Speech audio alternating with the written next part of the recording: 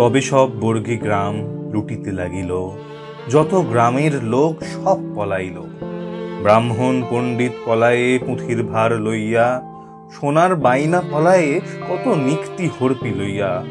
গন্ধবণিক পলায়ে দোকান লইয়া যত, তামা পিত্তল লইয়া কাঁসারি পালায় কত। কিন্তু পালিয়ে আর যাবে কোথায়, বর্গী আছে পিছে। সময়টা 1742 সাল। বাংলার বুকে তখন বর্গীদের আক্রমণ শুরু হয়েছে। বিপর্যস্ত সাধারণ বাঙালির জীবন। ব্রাহ্মণ পণ্ডিত ধনী ব্যক্তিরাও পড়লেন চরম বিপদে। তারাও চলে এলেন কলকাতায়। এবার তাদের বাঁচাবে কে?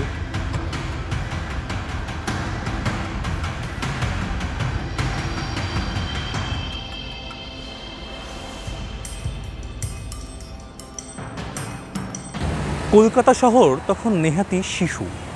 ইংরেজ ইস্ট ইন্ডিয়া কোম্পানির বণিকের মানদণ্ড তখনও পরিণত হয়নি রাজদণ্ডে। তবে তাদের একচ্ছত্র আধিপত্য এই কলকাতায়।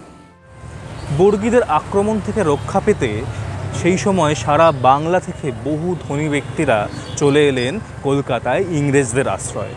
তারা ভেবেছিলেন ইংরেজরা হয়তো সহজেই রক্ষা করতে পারবে বর্গীদের হাত থেকে। এদিকে কলকাতায় আগে থেকেই বসবাস করতে শুরু করেছিলেন শেঠ, বসাক, মল্লিক পরিবারের মতো ধনী পরিবার।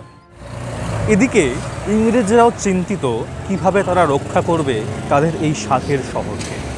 ফোর্ট উইলিয়াম দুর্গই তাদের একমাত্র সম্বল। তবে সেই দুর্গ অত্যন্ত ছোট আকারে। তারা নবাব আলীবর্দীর কাছে অনুমতি চাইলেন যে তাদের দুর্গকে বড় করবার জন্য, কিন্তু নবাব তাদের অনুমতি দিলেন না। ইস্ট ইন্ডিয়া কোম্পানির অফিসাররা দফায় দফায় মিটিং বসালেন, কোনো সুরাহা হলো না। ক্যাপ্টেন উইলিয়াম হোলকম্পের বুদ্ধিতে কোম্পানির সমস্ত কামান রাখা হলো নদীর ধারে, যাতে নদীপথে বর্গীরা আক্রমণ করলে সহজেই তাদের কামানের মুখে উড়িয়ে দেওয়া যায়। আর সাহেবপাড়া শক্ত কাঠের রেলিং দিয়ে ঘিরে রাখার পরিকল্পনা করলেন ইংরেজরা।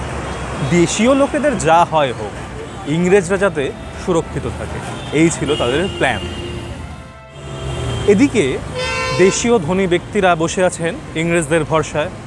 দীর্ঘদিন বসে থাকতে থাকতে তারা বুঝলেন তাদের নিজেকে বাঁচাতে হবে। তারা একসাথে বসে পরিকল্পনা শুরু করলেন। পরিকল্পনা করা হলো কলকাতার চারিদিকে একটি অর্ধবৃত্তাকার খাত খনন করা হবে, যাতে সহজেই স্থলপথ দিয়ে বর্গীরা না আক্রমণ করতে পারে।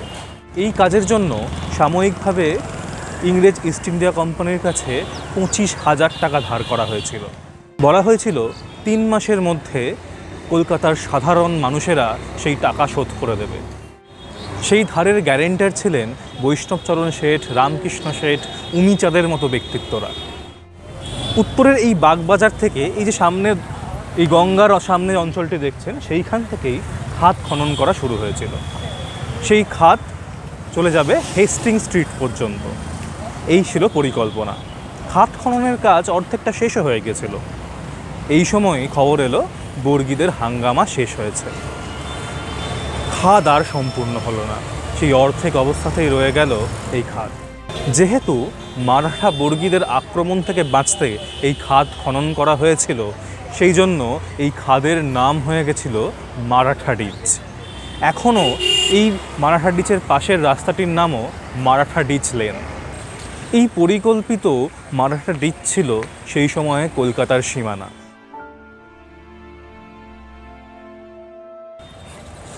এই অসমাপ্ত খাদই হয়ে উঠল কলকাতার ডাস্টবিন। কলকাতার সমস্ত জঞ্জাল ফেলা হতো এই খাদে।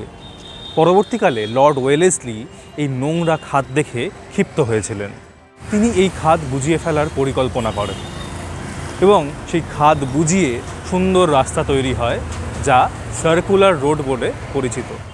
এই খাদটি পরিকল্পনা করা হয়েছিল অর্ধবৃত্তাকার এবং পরবর্তীকালে যখন এই খাদ বুজিয়ে রাস্তা তৈরি হয়, সেই রাস্তাও ঠিক বৃত্তাকার একটি রাস্তা তৈরি হয়।